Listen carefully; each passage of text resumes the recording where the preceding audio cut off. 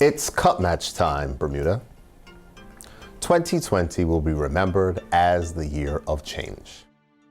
We have been through shelter in place, alphabet shopping, and curfews.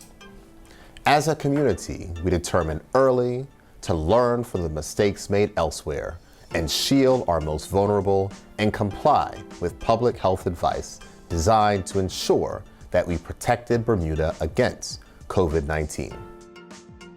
But the change that 2020 has brought cannot and will not deprive Bermuda of the cup match spirit. There is a unique feeling in the air at this time of year, and it is a mixture of friendly but fierce rivalry between the red and blue and the blue and blue, and the prospect of a 4-day weekend of good food, fun, and fellowship. With the exception of the classic cricket match, this year can still feature all of those things, just done differently. Personally, like thousands of Bermudians, I am disappointed that we cannot be at Somerset Cricket Club for the first ball. Making our way around the ground, visiting the camps, and joining the families and friends who year after year make it their business to staunchly support their team. But that disappointment is tempered by thankfulness. We still have much to celebrate. People are returning to work, there is more economic activity, and we continue to meet the challenge of managing the pandemic response so that our healthcare system is not overwhelmed.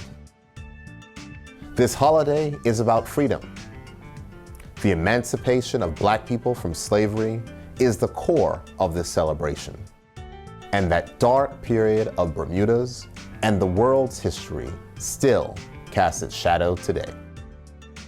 The toil of those years, which built the wealth of so many nations, remains an open wound that time is still trying to heal. Usually, at this time of year, we give a passing thought to those who must work during this holiday to keep our services operating. Scores of people are ordinarily occupied in public transport and in other areas supporting our tourism industry.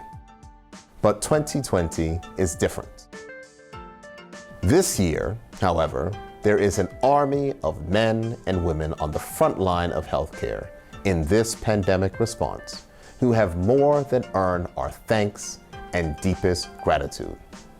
We celebrate them and their families who have sacrificed so much for all of us.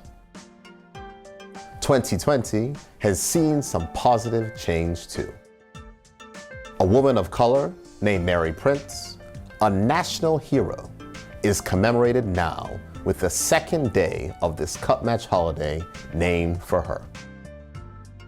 Her defining narrative, revealing the harsh injustices endured by Black people in Bermuda in the early 1800s, formed a critical contribution to the movement for the abolition of slavery.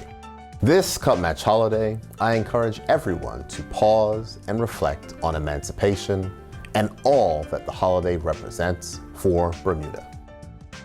It is so important for us to remember that COVID-19 remains a threat.